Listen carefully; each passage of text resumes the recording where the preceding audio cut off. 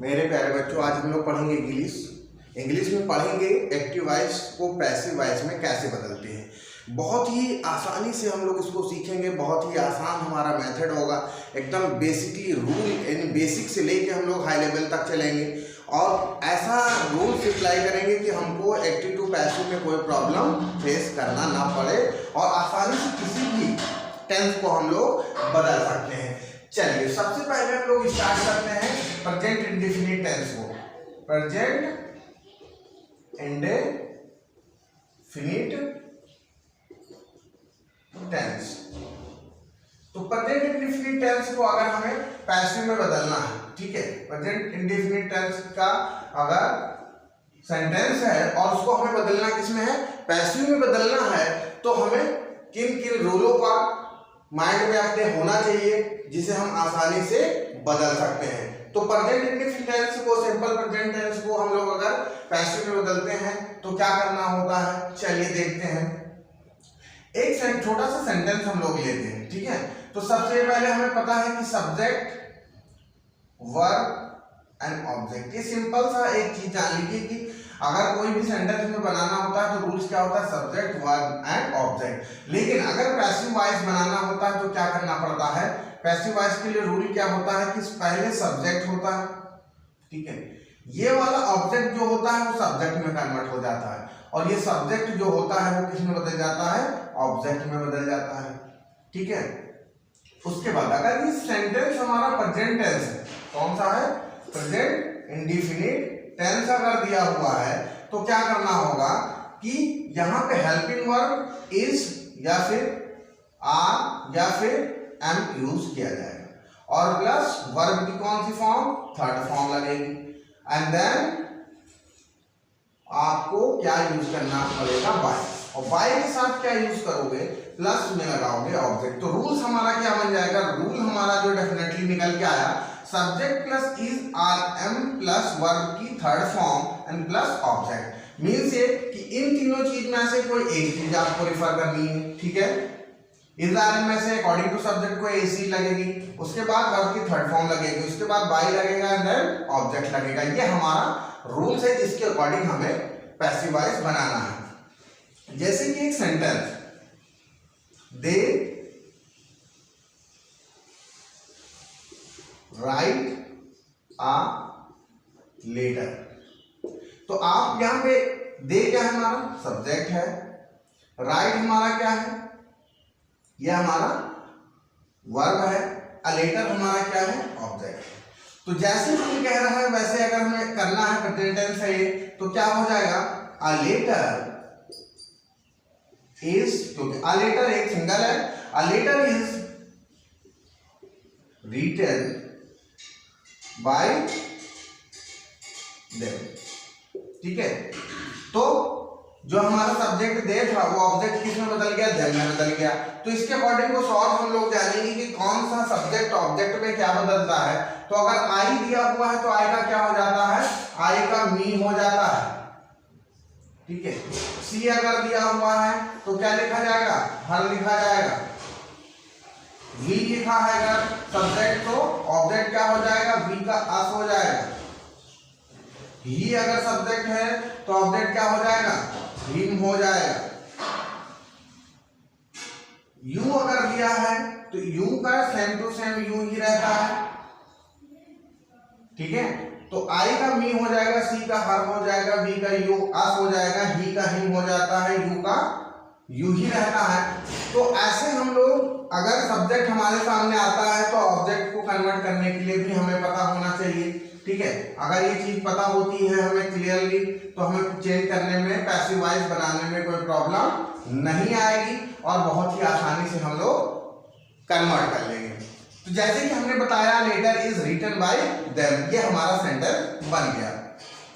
अगर कोई और सेंटेंस हम लोग लेते हैं, अगर कोई और सेंटेंस हम लोग लेते हैं, जैसे कि एक सेंटेंस और, the teacher teachers me English. अब यहां पे सब्जेक्ट क्या है हमारा, द टीचर, वर्ब क्या है हमारा टीचर्स और ऑब्जेक्ट क्या है हमारा मी।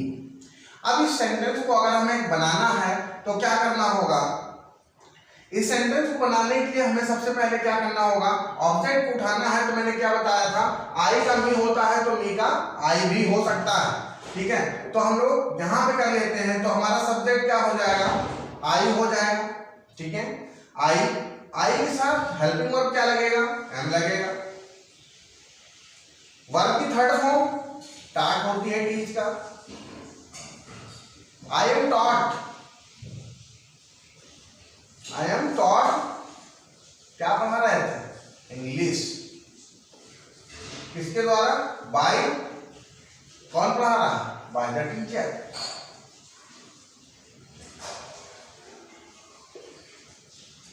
तो इस तरीके से आप the teacher teachers me English active voice को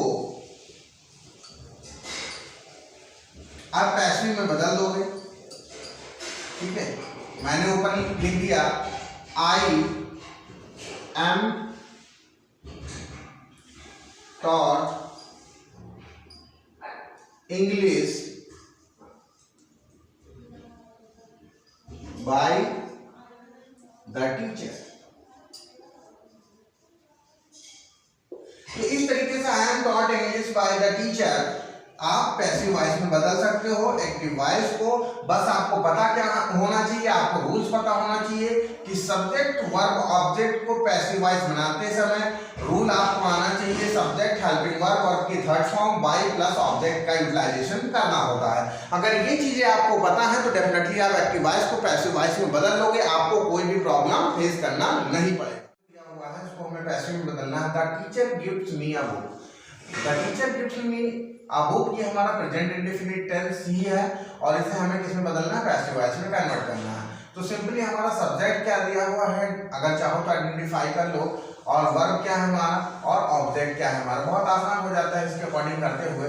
तो हमने आपको अभी बताया कि आई को मी में, मी को आई में बदला जाता है, तो यहाँ हो जाएगा आई के अकॉर्डिंग सब्जेक्ट क्या, वर्ब क्या लगेगा, एम लगेगा।